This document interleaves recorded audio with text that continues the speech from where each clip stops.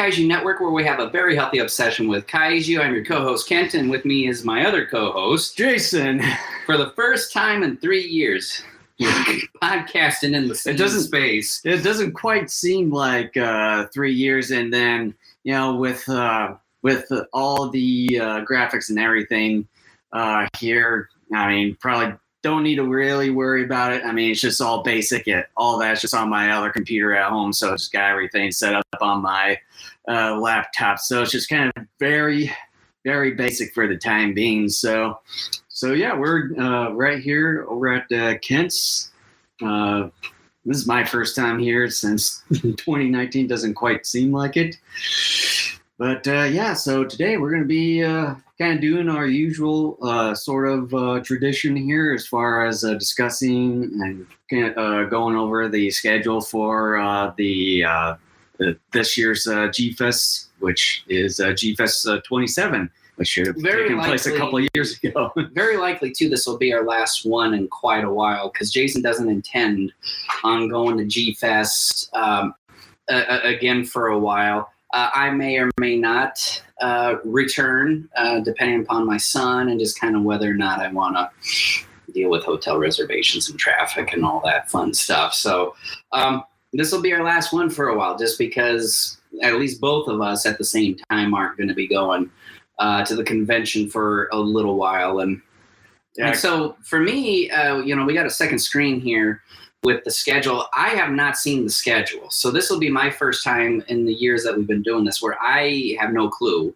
as to what many of the panels are. I had totally forgotten it was released here a few days ago. So. Yeah, I just briefly skimmed through it the other day before posting it on our Facebook page here the other day, because I know they just revealed the full map of the dealer's room or which vendor is going to be at what location there. And then I think about a half hour after that reveal that they I just noticed that they got this full schedule posted over at the gfan.com over here. So yeah, I just skimmed over it. So I didn't really see a whole lot from what I saw here. So basically, we're just going to go into detail, kind of like what we've done over the years since we started doing podcasts. I mean, so yeah, just kind of go through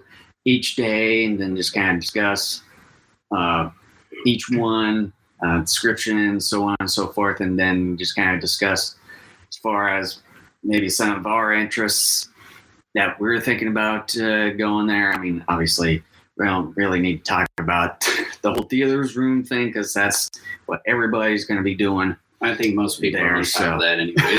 Yeah. So I'll just kind of minimize our window here because we've got the schedule here. But first, before we start, Jason, are you excited about going to GFEST after 2 years of it being canceled? Yeah. Originally, a few years ago, I wanted it to be the last, so it's kind of carried on over. But yeah, I've been at least looking forward to this specific one here. Just kind of be at least kind of a good send off for me to be the last one for the time being, and also it's kind of full on circle because 10 years ago this year it was our very first GFEST 10 years ago with GFEST 19. So it's kind of bringing back a little bit of those memories of when both you and I went there for the very first time when Kira Takarada. I mean, we're going to kind of maybe talk a little bit about that. I know we've discussed about it a little bit earlier because I know there's some things from what I saw briefly on here that they're going to talk about on that whole front. So how about you? Are you excited? Yeah, looking forward to it? Anyone who has been to our website and saw a sort of an open letter that I wrote a couple of years ago to the higher ups at GFEST, which I highly doubt anyone ever saw it. But my biggest my biggest thing about GFEST is that it's unfortunately, and we talked about this before in the past, where the first few times you go, obviously it's incredible, but then after a while, sadly, you still get kind of excited about it, but the novelty begins to wear off. And that's the unfortunate thing about anything you do. The first couple times or so it's exciting, then after a while you're just kind of like, okay, like, here we go. And we kind of kept doing it, I think, not just because we're fans, but I think it was a thing for Jason and I to really come together and just see each other in person for, a few days to a week. So, to be perfectly honest, if it weren't for my son, I don't know if I would go, but I think one of the things that's helping me to be more excited about it this year is the fact that we're getting a new location, a bigger hotel, just a more interesting layout. I checked out some of the stuff at the hotel, and to be perfectly honest, look, I'm excited about the convention. I might be just a bit more excited about checking out the hotel. It seems to be a pretty big, interesting, fancy place that, I just am looking forward to checking out. I'm excited that, just to see my son's reaction to this. He's 7.5. I still don't necessarily think he's old enough to really appreciate every aspect of the convention, but we'll see. We'll just kind of see how it goes. But one of the things that I wrote in that open letter to the higher ups at GFEST was that the convention, I think, needs to try to keep something interesting. Like, I'm not necessarily, you can go read that at our website, but I gave out some possible solutions to people like us who had been going for a while, and it got to a point where, at least for us, it just kind of got stale in terms of the convention itself, where other than different subject matters in the panels, it's the same thing time after time after time. And then just to kind of get onto that little point, that after sort of skimming through this, it's still a little bit of the same thing. Yeah. And with the 2-year hiatus due to the whole pandemic thing, it's just sort of let's kind of getting back to some of these, with Godzilla versus Hedorah, for an example, is kind of one of the first things, having it just had a 50th anniversary a couple of years ago, but they're still touching upon that here. So it's basically, literally everything that should have happened in 2020. So it's just 21 for Hedorah, but yeah. Well, and the thing is let's talk about the elephant in the room. Anybody who's paid any attention over the last roughly year-ish knows that there is this new rule put in place for artists in Artist And Alley. I know that we've sort of talked about it. Yeah, and I don't want to talk smack, but at the same time, I think one of the things, like I've said before, one of the things I'm very proud of with our podcast is we'll touch upon certain subjects that really no other kaiju podcast will touch on for obvious reasons. But I think it's important to not only bring out some dirty laundry when it's necessary, but to provide our insight as well, because I think when you don't address an issue, then that issue is never going to get solved, and it's going to continue to get worse. Yeah. And this whole rule with Artist Alley that they have to get some sort of license from Toho is really dumb. It's one of the dumbest things I have ever seen, because Toho isn't going to do that. And good luck trying to get in touch with them for that anyways. And the sad result of this is you have many artists not attending. They just kind of going on strike. For some of them it's a strike, but for others it's that no one's going to want to buy anything else that I do, or mostly what I do is kaiju. So I'm not going to be able to put anything together in time to sell. And not only that, too, it's really part of it, I think, too, is the fact that the format of the convention, like, again, other than the location, there's really nothing new as far as content or anything for long timers like us that have been going. But there are a lot of people that in general aren't going. Part of it is the content and the fact that the format hasn't changed, or that there's really nothing new going on with the convention to try to keep things fresh for people who have been going for a while. But part of it too, again, let's face it, some of the politics that have been kind of involved the last couple of years with the convention. It's very unfortunate.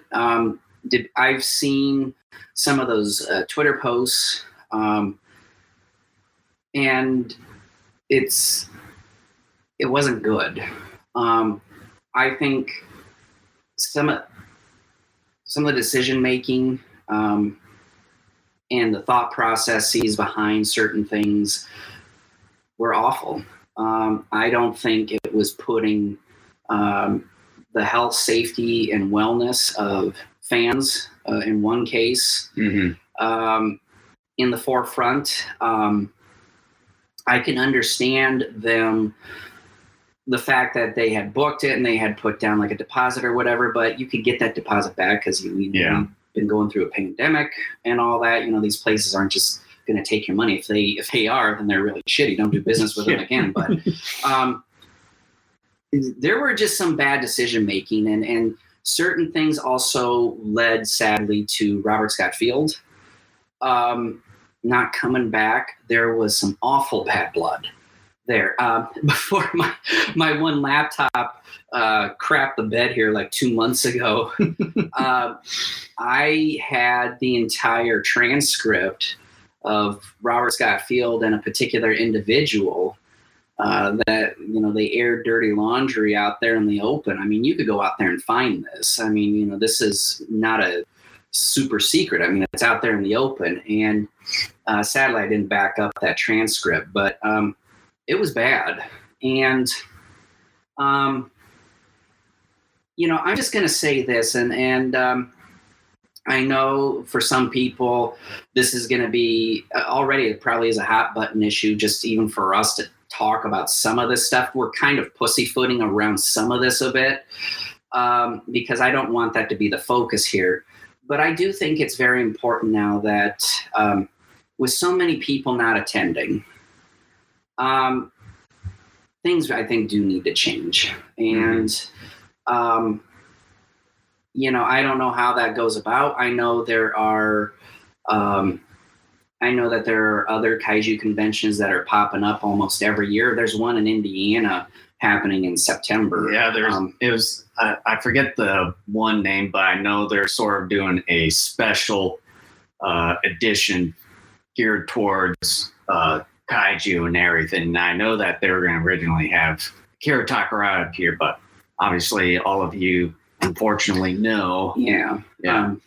But yeah, things have to change. And I think if they don't, again, like I said a few minutes ago, if you don't address it, things are at least going to continue. Yeah. And maybe get worse. And I know that I've mentioned about this being the last one for a while, even, a couple of years ago when this one was going to originally take place before the whole pandemic. But with all this sort of arise, it wasn't it really wasn't part of it. But, after, with what Ken has mentioned about and stuff, and I think you've shown me that transcript before in the past. I think some of the screenshots too. It's sort of piled onto it, but it's not my reason for it being sort of my last going around for GFEST. But you can say it's part of it with the addition to that. But but for me, it's just more or less trying to, do other things besides. I mean, we've been doing this almost every year. It's like sometimes, kind of want to do some other things as far as. But anyway, let's get going here with the actual schedule here. So Friday, July 15th, I'm already upset because there are 2 panels happening at the same time that I would like to go to. And then obviously you see Thursday, July 14th. This is kind of what they usually do the day before with a double feature bill over at the Pickwick Theater. You can see what's going to be shown at Pickwick here with Hedora, Megalon, 54, and then our little personal favorite here. By the way, apologize to people who are listening to the audio version of this.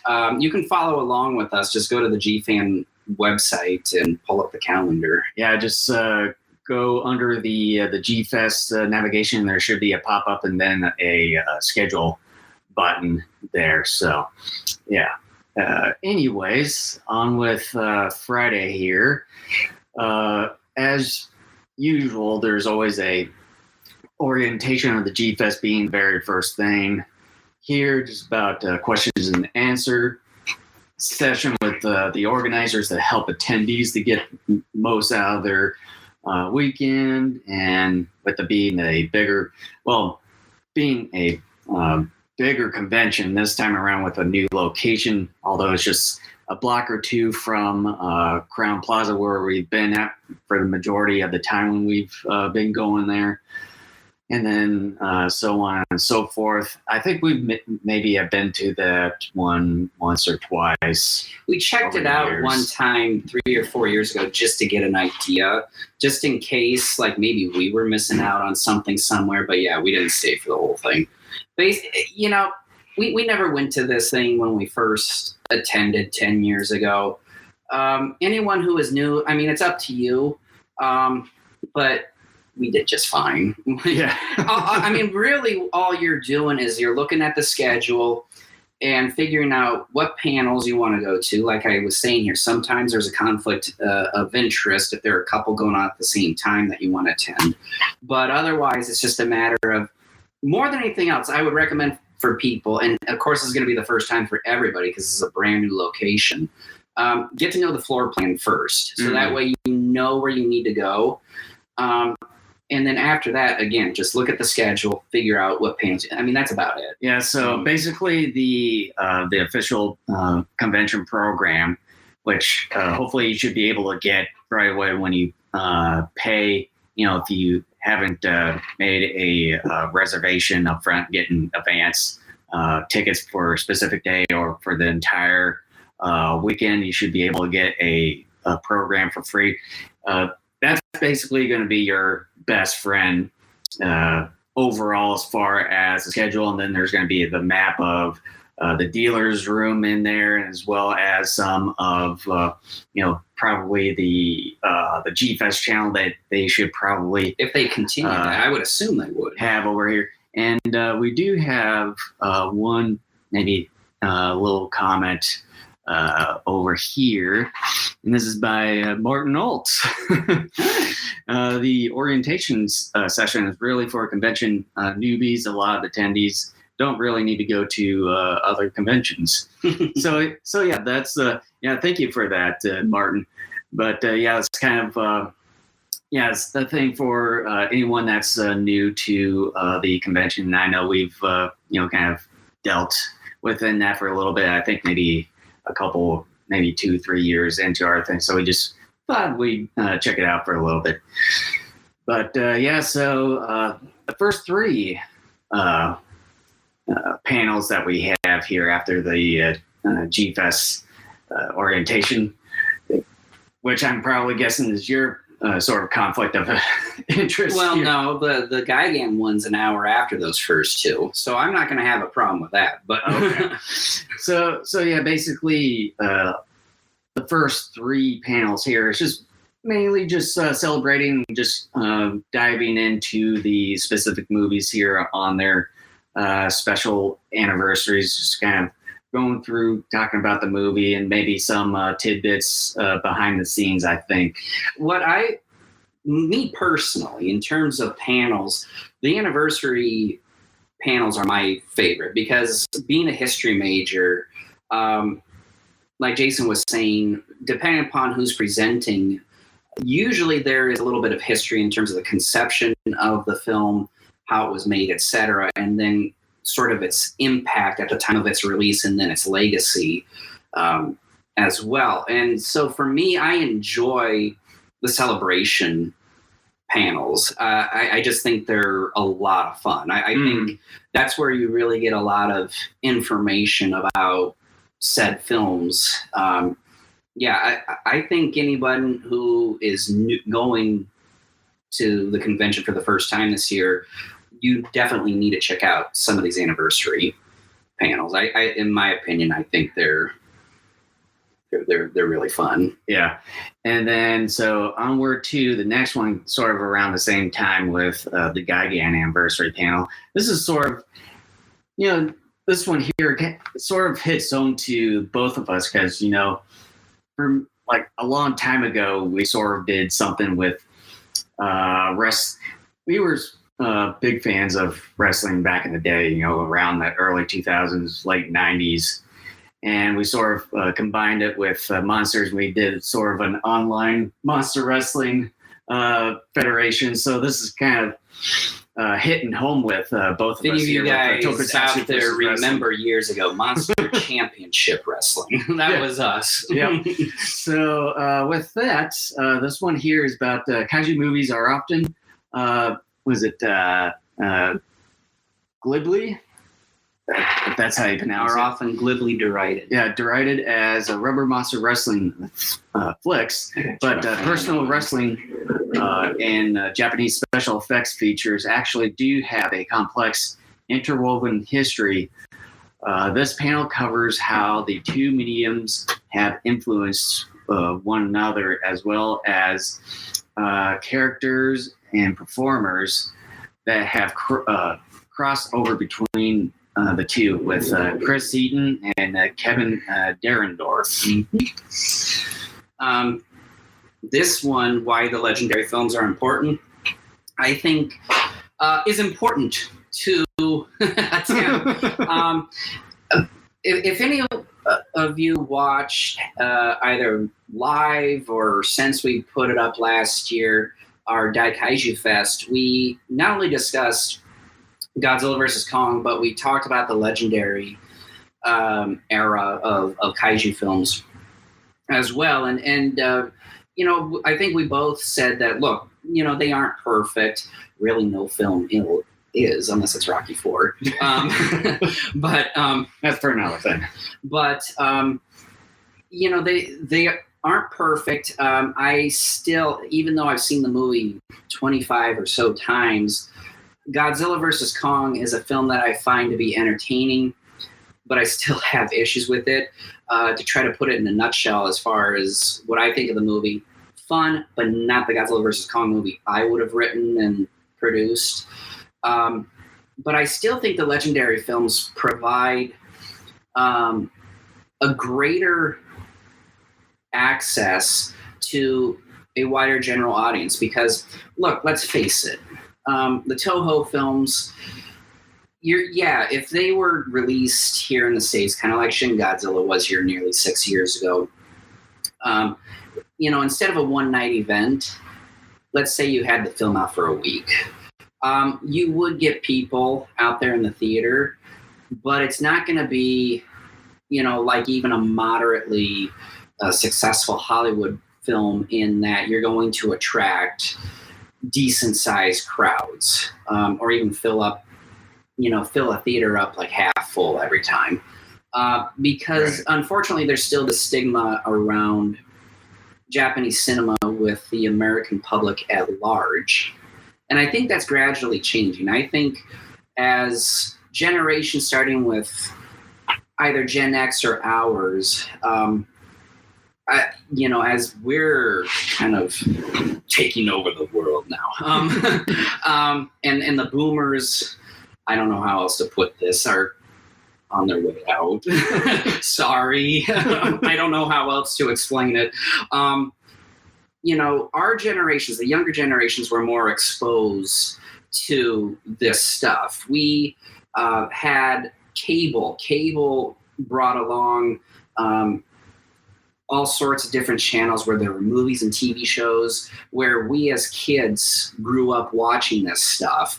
And as a result, our generation and younger, and maybe even Gen X, we're more open and accepting of this stuff. Whereas you look at the older generations, there's still this stigma of, oh my gosh, like Japanese cinema, bad, we all know the bad stigmas and stereotypes kind of surrounding what people think of foreign films. And it's different now, but there's still a bit of that stigma out there. You still find it. It's not quite as prevalent as it used to be.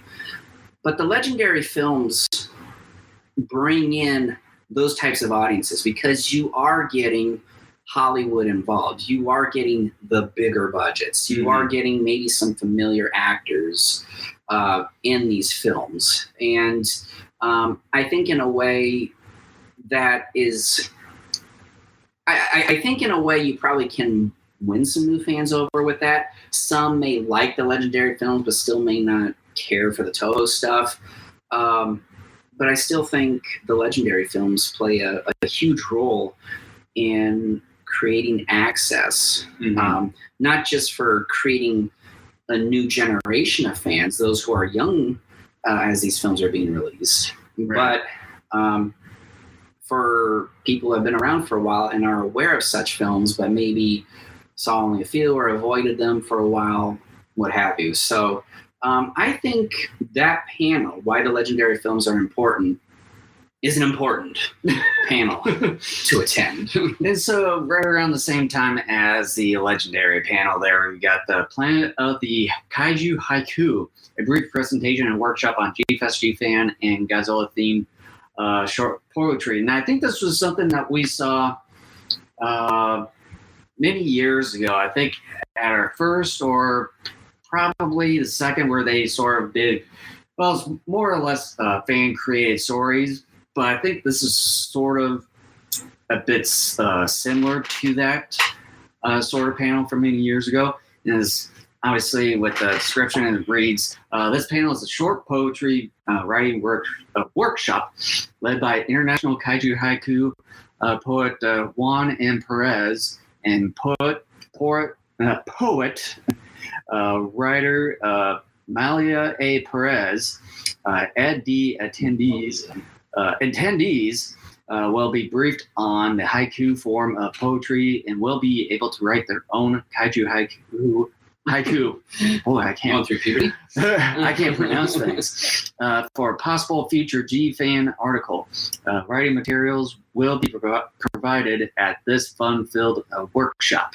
I need to brush up on how to put a haiku together. I did when I was in middle school in my English class. We had to write different types of poetry, and I remember haiku was one that we had to do. Yeah, the last time I remember doing anything with haiku or poetry was in elementary school. That was a long time ago. When I was in community college, this would have been like in 2004, 2005, I got pretty big into writing poetry for about a year or two, but really haven't done anything since. And so we got this next one here at around 3 o'clock. I almost need glasses or something. Cinema Symbiosis 3. Did we miss part 1 and 2? Or what is this? I don't remember anything of part 1 or 2. Yeah, I don't Or is remember. it just a name? I'm guessing that's just a name, but yeah, I didn't see anything above here. Actually, no. Maybe the 3 stands for Godzilla, Raymond Burr, and Godzilla King of the Monsters. Although that's a math formula, so I don't know. Okay. Basically, it is the 3rd installment. Examination of international cultural influences of giant monster movies. Looks at the Americanization of the 54 Godzilla. Wow. I don't remember parts 1 or 2. I'm going to have to go back to I'm sort of guessing that was probably before our time. No, because we were going for 8 straight years before COVID hit and canceled these last 2. I mean, I actually don't quite remember if there was a symbiosis. Maybe there was, and it just was something that at the time maybe didn't interest us. I don't know. I knew at least a little bit of, some of the things that have gone on with the whole Americanization of the 54 film, but I think this one would at least be interesting to maybe go to for a little bit. I have been, and I think we talked about this, because didn't we do a commentary on King of the Monsters earlier in the year? Yeah. And I talked about it. Peter H. Brothers wrote a book a handful of years ago on not just the production of the 54 film, but also the American edit as well. It's all in the same book. Atomic Dreams and Nuclear Nightmares, I think is what it's called. Yeah, I think that's what it's called. Just look up Peter H. Brothers and you'll find it. But I have become a defender of the Americanized version of the 54 film. Again, I will admit it's not as good as the 54, but I do think in some ways with its editing, the pacing is not only more brisk, but I think a little bit more suitable, I guess, because that 54 film, in my opinion, in some pieces drags a bit. I think the pacing is a little bit better. Plus Raymond Burr. Mm-hmm. Raymond Burr. Yes, a lot of the themes and sort of the heart and soul of what the 54 film was about was gutted. Yeah. But I would even argue, though, that while that's true, I still wouldn't even say that the Americanized version is like a stereotypical 50s American monster flick, because some of that stuff was still kept in the Americanized edit, but there still was heart to it. It wasn't like the beginning of the end or something like that. It wasn't some sort of run-of-the-mill quick technically it was a quick put together where they, I forget how much money they had to re-edit and reshoot some scenes, but it wasn't much. But still, like, Raymond Burr brings cachet. Yeah. I like Raymond Burr. I think he's a fine actor. Yeah. And okay, so this next panel, this one was done before. Godzilla National Spirit. I remember it was, it was sometime between 17 and 19. Someone did a panel like this. Yeah, I'm not sure if they want to revisit it again, or I'm not sure if why they're actually doing it again. Yeah, so you can kind of see here on the description is the politics of Shin Godzilla, right-wing and nationalists. Brian at Kaiju Vision says it's actually a patriotism during a devastating national crisis with the 2011 Tohoku earthquake and tsunami.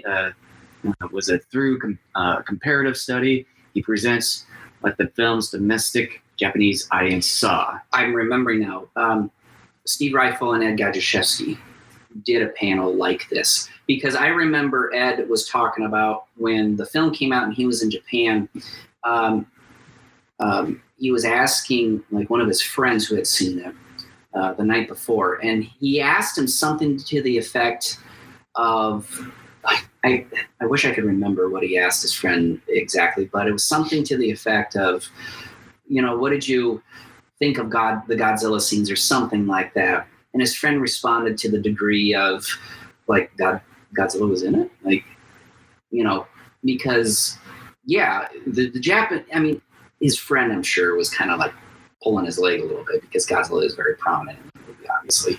But the film is definitely different in that how the Japanese see it because of what they went through in 2011, and then some of the politics that were kind of happening a handful of years and leading up to the production of that film.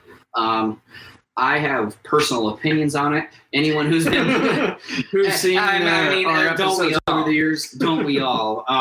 Again, for anyone who hasn't really watched us or listened to us over the years, I don't like the movie. It's not so much because of the politics. That's a small thing. Like that on my list of reasons why I don't care for Shin Godzilla, that's like down near the bottom. But I just don't think Shin Godzilla is a good movie. I don't think it's a good. I don't think it's a good movie on politics. I don't think it's a good Godzilla movie. Period. So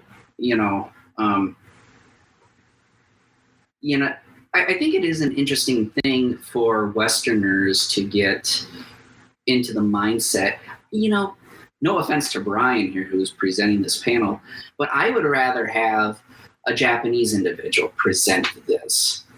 Just kind of get their perspective. Because you will get a more authentic look at exactly how they view it. Yeah, their point of view.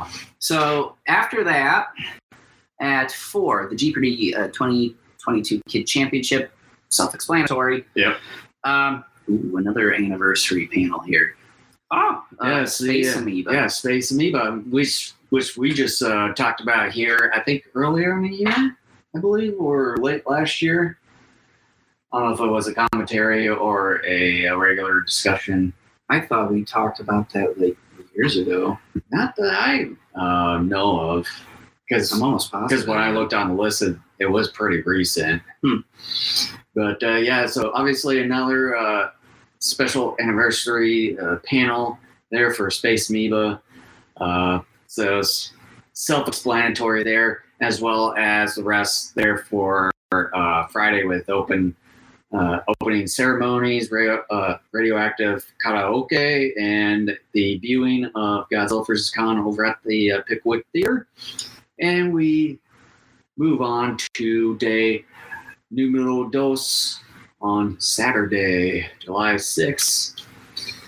There, and like I mentioned about earlier in our show, that they were going to be doing a little bit of a discussion on the life, career, and legacy of Akira Takarada, starting at 10 o'clock over at the Grand Ballroom B and or C. I think it's both B and C. It's kind of like what they did at. I'm not too sure, so we'll have to see there. So as what the description reads, this year we lost Akira Takarada, one of the biggest stars to appear in the Godzilla and other fantasy films from the 1950s into the 21st century. And while we all know him from our favorite kaiju films, his life and career was much more than that. This special panel will explore Takarada-san's life, his films, and beyond, and discuss his introduction to Western G fandom through his numerous convention appearances. And I know this one would be probably the one that both you and I would be interested in going to. Well, yeah, it would. But again, conflict of interest, because look at what's listed next. End of an era, Terra Godzilla. More or less, looking at the film itself, ending the show era, even though if you want to get technical, yes, Godzilla 1984 was technically in the Showa era. But yeah, I'll have to figure out what I'm going to do there, because that's a panel I'm definitely interested in as well. And then we, of course, got one of the interviews with one of the special guests at this year's GFEST convention with Hiroyuki Kawase.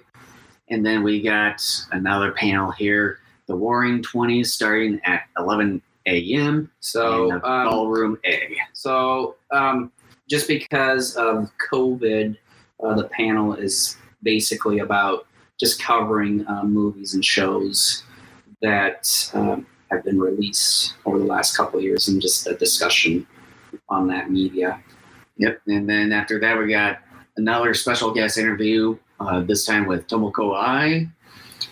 And then at noon in Grand Ballroom A is the Kaiju Video Games History Raids Again. where the description reads, "There are more kaiju-themed video games than you think." 13 AM Games creative director Alex Rushdie guides you through the further history of digital monsters from the earliest days of art form to the present. I think that might be sort of an interesting. I pre-ordered a kaiju game from Limited Games here earlier in the year. I forget the name of it. And then I know there's one called Dawn of the Monsters. I think that's the one. Coming soon. Or you said you already got it. If you do. If not, then it'll probably be coming soon or it's already out. And then, unfortunately, I don't know if any of you have seen the post from the official GFan Facebook page that Don Fry, he is not going to be attending. He was originally going to be, but he's not going to be attending now because due to back issues, and he was just recently hospitalized with that. So hope he recovers well from the back issues. I'm surprised he's back because I remember when he was last there in 2017, I think it was. He was having issues then. Like he had to cancel 1 or 2 panels because of back issues. But can I say something about him for a moment? I mean, I'm surprised he's back, not just because of some of the back issues, but in one of his panels, like I think it was 17, he like brought up some stuff that really should not have been brought up at a kaiju convention. And also it was not appropriate for, an audience in which there were children present as well.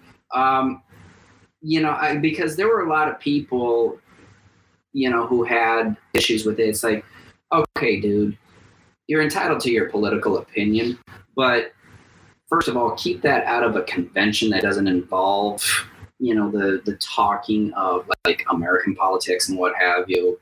But at the same time, there was like some violent rhetoric he had said in that particular panel as well. That was uncalled for. And, you can't be doing that. You just can't be doing that. I kind of like, you just don't do that. You just don't. If you want to do that on your Facebook page or whatever, then you go for it. But so with that, let's see here. Okay, with Martin Alt, he raised that Ballroom B and C is 2 rooms open up and combined. So told you. Well, I wasn't entirely sure, but thanks for that info there, Martin. Okay, so why don't you go talk about this next panel here. Destroy all teasers, lost film trailer reel. So I'm just briefly reading it and try to put it in a nutshell. As well, why don't you read it out loud here? I thought about it, but then I don't want to just anybody else can do this. So basically, just teaser trailers for movies that they were trying to pitch to studios and they never got made. Okay, so, and then right around 2:00, and we just briefly touched upon this just a few minutes ago with Dawn of the Monsters in Grand Ballroom B and C. And it says here, the ultimate panel on Dawn of the Monsters, the smash hit video game from 13 AM Games. Okay. Join the developers of the title in discussing the entire project from start to finish with a touch of behind-the-scenes secrets. Now. Those are new glasses, right? Yes. Q&A, back to the optometrist. giveaways, and more with Alex Rushdie and Steve Roberts. And Kaiju Writers Unite, I think this is one where they kind of talk about helping people put their kaiju writing together. Love from monster-loving wordsmiths. Panel of writers. YouTube author. Okay, so yeah, it's a panel of folks who are writers and content producers, basically taking questions from the audience for those who are interested in putting together like their fanfics and stuff. And then right after that, in Grand Ballroom B/C, we get the Kaiju Kingdom podcast with Jessica Sane and Chris Eaton. That they're bringing along, was it Darnell Isom of Legacy FX, and which he recently was head designer of Mothra and Legendaries to the 2019 Godzilla King of the Monsters and Mechagodzilla for 2021's Godzilla vs. Kong. Come join the lively discussion about our favorite queen of the monsters and Darnell's past works, including Jurassic Park, Pacific Rim, Captain America Winter Soldier, Iron Man 3, AVP, Requiem, and Resident Evil Extinction. Exclusive, never before seen art will be shown. So I think that probably be a bit interesting, kind of get the behind the scenes on some of those movies I know we've all have heard. So at 3 o'clock, at the same time, we get Matt and Hiroshi live art drawing. So you get those are fun. Matt's done, I think, a couple of those at least in the past. If you're into art and in drawing yourself, I like watching other people draw because I like to pick up pointers in terms of how other people draw certain things and kind of just how they, in general, put something together. If you're interested at all in art yourself in terms of producing it, I would check something like this out. Yeah. And then right after that, we get Collect All Monsters Nerdy 30, which is another kind of live stream / podcast. It is a podcast, yeah. With Kyle Yount there. So it says, Collect All Monsters brings the live stream format to the live audience. Join the hosts of the monthly show dedicated to the collectible side of kaiju genre with Leslie Chambers, Christine Chaplin, David Chapin. No one says Chaplin. See right there. I thought her name David was Dacko, John Ruffin from My Kaiju, and Kyle Yount for the 30th episode of the show. Panel will be filmed for YouTube. So I think that would be at least interesting, just to kind of see. I haven't really watched much of this Collect All Monsters podcast. I'll have to kind of take a look at it.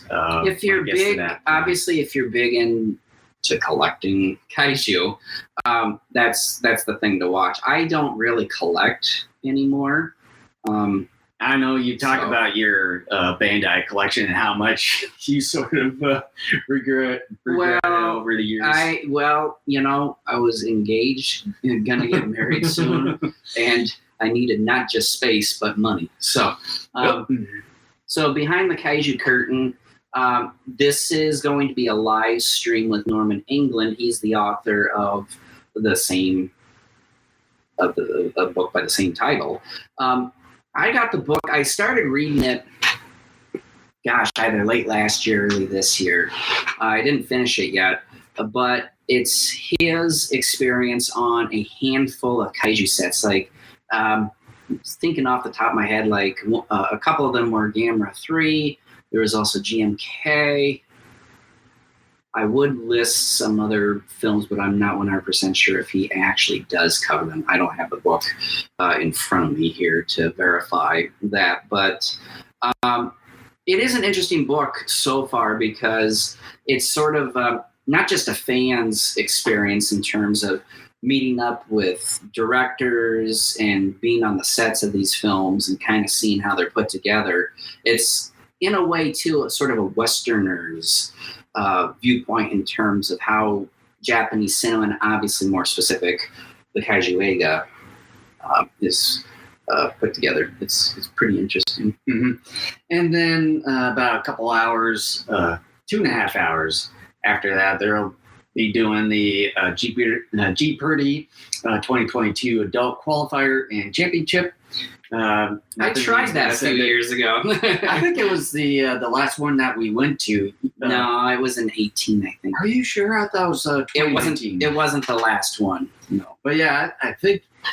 But I think you got, was it second place or was it last place on that one? I think I was in second, but then during Final Jeopardy, I bet all my points and got the Final Jeopardy question wrong. And then after that, we get the GFAN Hall of Fame Awards ceremony. Nothing needs to be said there. And then, of course, you got the costume parade, kind of the one of the main Those are attractions fun. there. Yeah. You got kids. Like, I'm bringing my son for the first time this year. That's something they will enjoy. Definitely. And then after that, we get the Pickwick Theater showing of Terror of Mechagodzilla, and that basically wraps up day number 2. And then we get day numero tres and Sunday, crap, really? July Because we're 16th. leaving Sunday. Yeah. Unfortunately, Because here, his son are again, going to be leaving. another anniversary panel of King Kong vs. Godzilla. I actually watched that movie, well, the American edit, anyways, here a couple of weeks ago. The American edit, kind of like the Raymond Burr King of the Monsters, I think gets a bad rap too. Yeah, let's just kind of dive into the description here. So, King Kong vs. Godzilla was a special entry in the Godzilla franchise. It revived the series after a 7-year hiatus. It holds the record for the highest attendance of any film in the series, and for many fans through movie houses, drive-ins, and TV screens. It was the film that launched their obsession with the kaiju film genre. The panelists will discuss the history and impact of this classic film. I guess they didn't really specifically say which one, but I'm guessing they'll be talking about the original thinking version. mainly the Japanese. Yeah, of course, the American edit's going to get touched upon. I would be surprised if it doesn't. Yeah. And then I'm sort of surprised that they're going to be touching upon a non-kaiju genre in this anime show of the legacy of Attack on Titan, which the manga just wrapped up here, I think about a year or several months ago, I believe. And then they're going to be wrapping up the anime on that. I think that would at least be something interesting. But again, like I said, it's not something I could never get into Attack on Titan. That you would see at a kaiju-centric convention. Well, But like I said, it'd be something interesting to go to. It's kaiju-esque. But with, giant humanoids and everything, so. Who act monsters. And then right after that, we get a fan tribute to Kira Takarada. Probably going to be sort of the same thing with the panel from day 2 there. And then during that same time is going to be the Women of Kaiju Fandom. And I think that they've been sort of doing this kind of a yearly sort of panel with Jessica Sane, and I think with what was that one gal's name? I know she was in here, Christine Chaplin. And I know I've seen her. I'm positive her last name is Chapin. I think that's a misspell. I'm just going by with what's said on there, so we'll just go along with it. And then I think was it Matt Frank's wife was on the panel at one time. Morgan? Yeah, I think so. So it's probably going to be touching upon sort of the same thing every year, maybe just kind of change things up a little bit different there. This makes me so mad. Legendary Godzilla vs. Kong. Folks, schedule this like on a Friday or a Saturday. I gotta leave Sunday. I gotta be back for an Elton John concert. That's why I'm leaving Sunday. Typically, I would stay until Hey, Sunday. Martin, can you change this up? help a guy out here. And then after that, we get the awards for the costume contests, and then was it the model and other awards as well. Martin, he says, yep, Chapin. I was right. Yeah, so I thought it could have been Chapin or Chaplin, so. I figured that had to be a misspell. Oh, and he says, yeah, sure, we can shuffle that schedule. Wow, I cannot believe I got pulled. there you go. And so after the costume contest winners there at noon o'clock, we get Thunder Lizards of the Far East, a overview of Asian dinosaur movies. In addition to the likes of Godzilla and Rodan, there's a host of more traditional Asian dinosaur movies that often get overlooked. A look at some, Saurian-centric cinema and TV shows from Japan as well as from Korea and China. I think that would at least be something interesting to look at. Rub it in, why don't you? Yeah. Well, I know, I can't remember the name of the YouTube channel that's Chinese. I think it's some kind of film studio. The one that I shared with you? Yeah. Yeah, I don't remember the name either. But yeah, I know we've sort of been talking about possibly doing some discussions and commentaries on those I think, Chinese if I'm not movies. mistaken, I posted on our Facebook page an odd number of months ago. Might as well repost it just in case. I don't remember the actual Japanese name of this series, but it came to the Western shores as Attack of the Super Monsters. The combination of dinosaur and anime film. It was, what was it, like the first 4 episodes of that show put together into a film.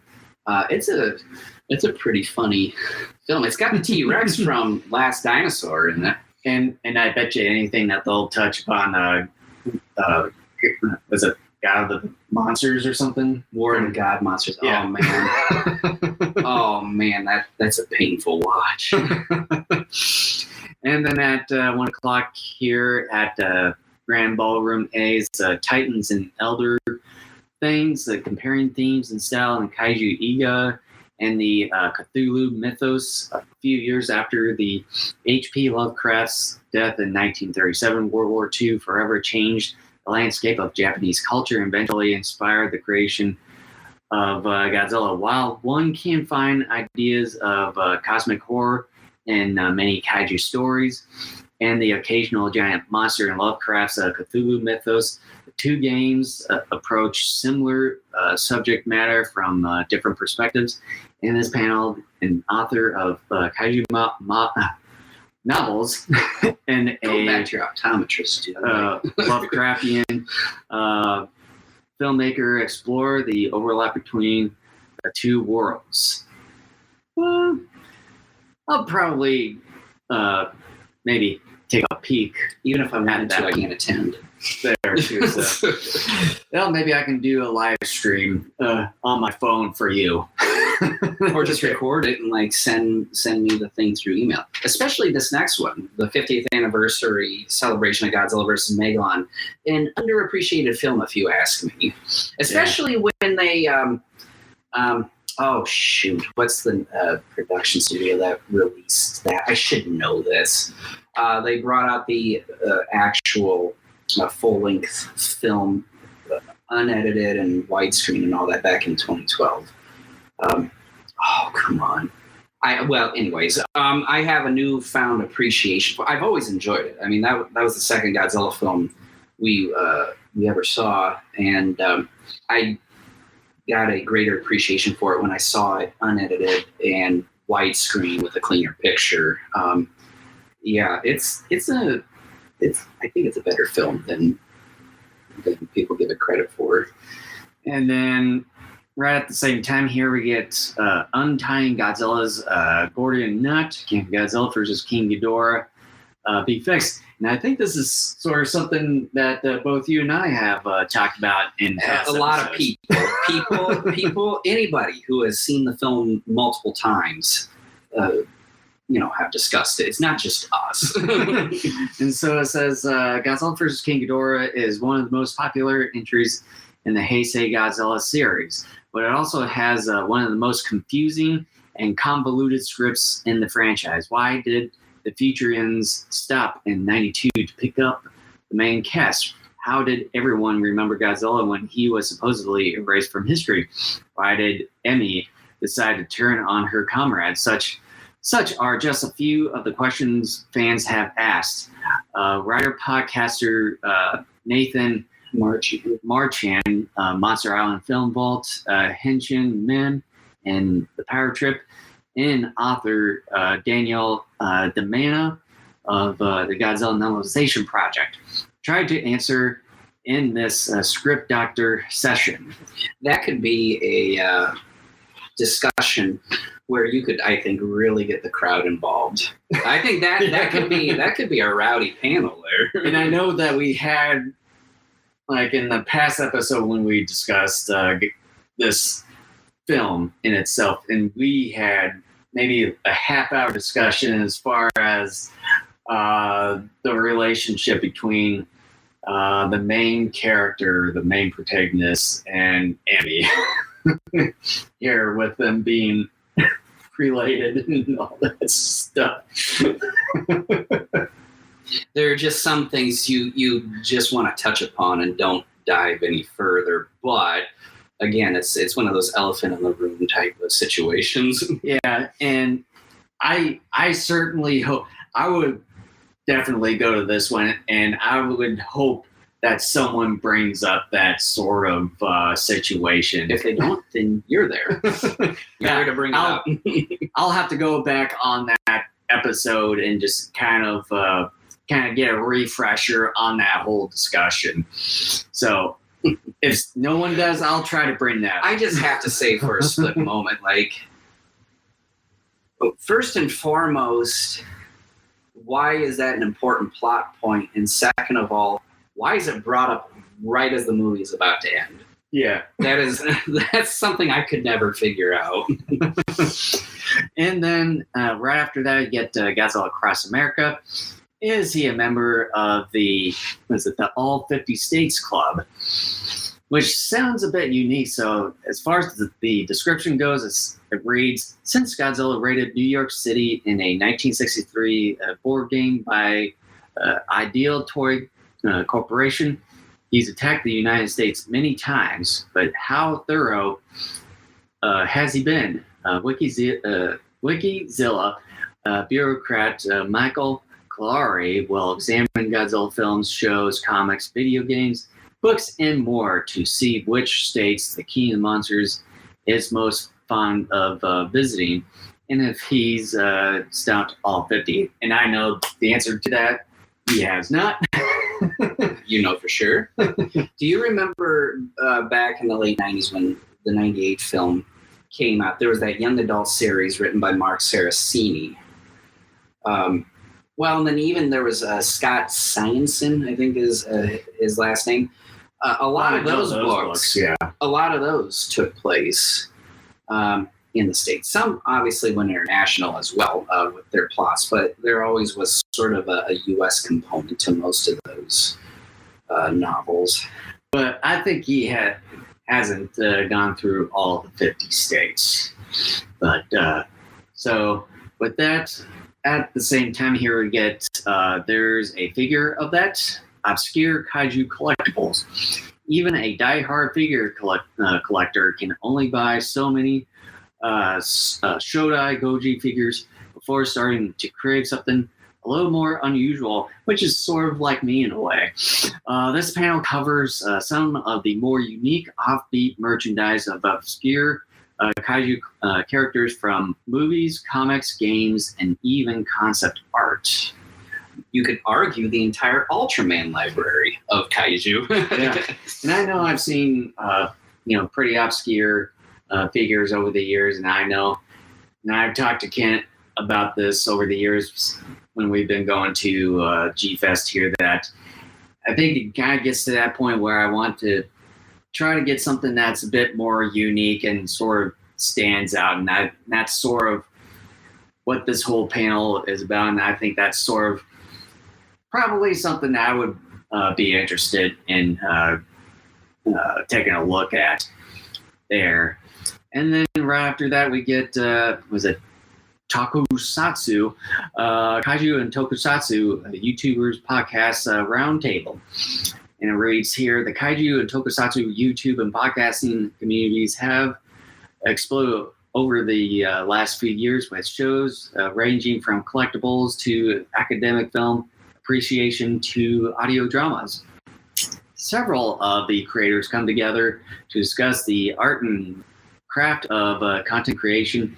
It's more than talking into a mic and take questions from fans and listeners in the audience there. So that'll be kind of something to look at there. And then the last panel, and I'm sort of surprised there isn't the was it the Titanosaurus get together or something that they usually do over the years. Well, are you talking like the sing-alongs and all that? Yeah, that's because Stan can't make it this year. Oh, okay, that's why.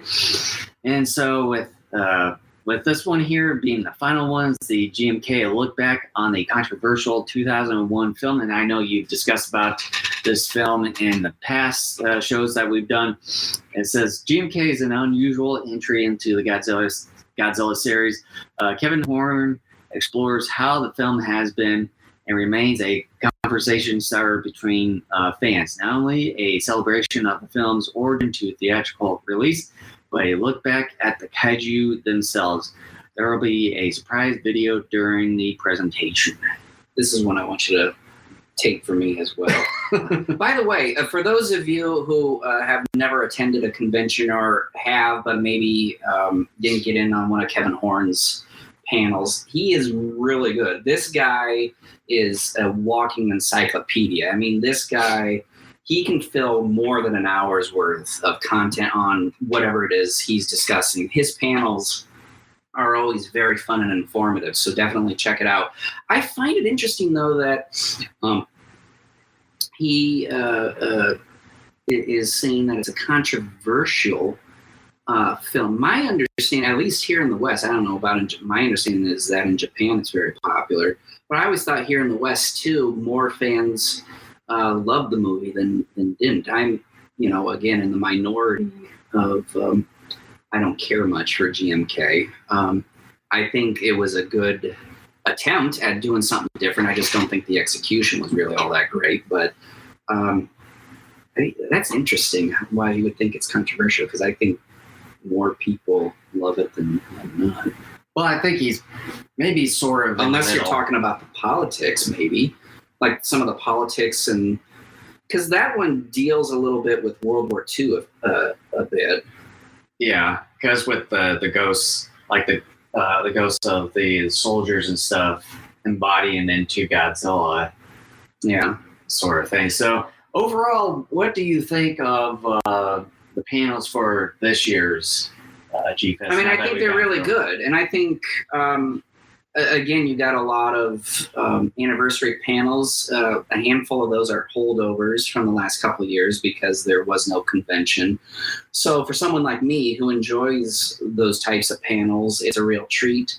Unfortunately, I can't make a couple of those, one due to schedule conflicts because I'll have to pick one or the other. And then there's at least one I'm not going to be able to attend because I got to head home that Sunday. Well, actually... go all the way to the top of Sunday here. Yeah, because this one is at 10 o'clock. Maybe I'll attend that, maybe not. We'll see. I got a 3.5 hour drive. I'm not sure if I want to. Yeah, because I mean, you're a lot shorter to Chicago than I am. Oh, I know, but I'll have to think about that one. But yeah, I think it's good. Yeah. Yeah. Other than that, yeah, there's quite a few panels here that I know that we'll touch upon here, and then of course, dealers room, and then GFEST channel, and then probably they'll have some kind of midway theater showing fan. I don't know if you know about that, Martin, where they kind of showed a bunch of fan created and some of the like Gamera films and some of the other kaiju related films in some sort of midway theater that Regency, the Hyatt Regency, will have over there. I think this will be a pretty interesting GFEST this year. And I know that we've ranked the GFEST that we've gone to over the years. So I think this might be kind of on the higher list from what we've seen here. So, well, and then too, we haven't had one the last 2 years. And then Martin, he just replied here, says, yes, I believe the film festival will be in the International Ballrooms. Okay. Awesome. Yeah. Well, I know Ken and I, we've gone there off and on over the years, and I've really liked going into the midway room there. So definitely, yeah. If you're going to be new at the GFEST this year, I would definitely check out the film festival.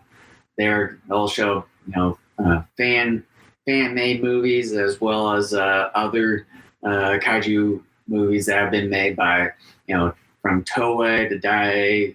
Yeah, they've occasionally shown I think 19 the last time they showed some Godzilla the series cartoon episodes there, and then they've shown some Ultraman stuff in the past too. Yeah, I think maybe the first two, maybe first 1 or 2 episodes from one of the series of the Ultraverse there. So yeah, definitely check that out as well. So, and then of course you'll have some activities for the young kids there, and then sculptured models, everything there. So yeah, that'll be interesting if they're still going to do that, because I know Stan led a lot of the models and stuff.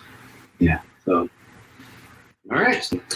But there you have it. That's GFEST 2022, GFEST 27.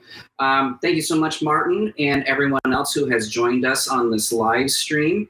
And again, for those of you listening to the audio version of this, whenever it's released, just follow along on the GFan website for the schedule. Otherwise, this is going to be a dull listen. Yeah, so as far as the streaming, if you haven't subscribed to us, make sure to hit that red subscribe bell, as well as that notification bell, and give us a thumbs up or smash that like button, as a lot of the people say out there.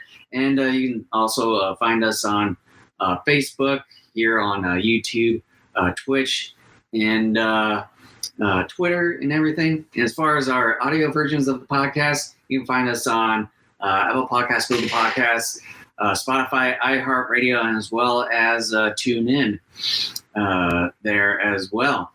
And so with Martin here, he says, thanks for showcasing all the hard work put in by our panel presenters. Hope we can chat there. Well, we'll definitely hope we can find you there in the sea of people there. So you're busy. I know that. I know you're busy.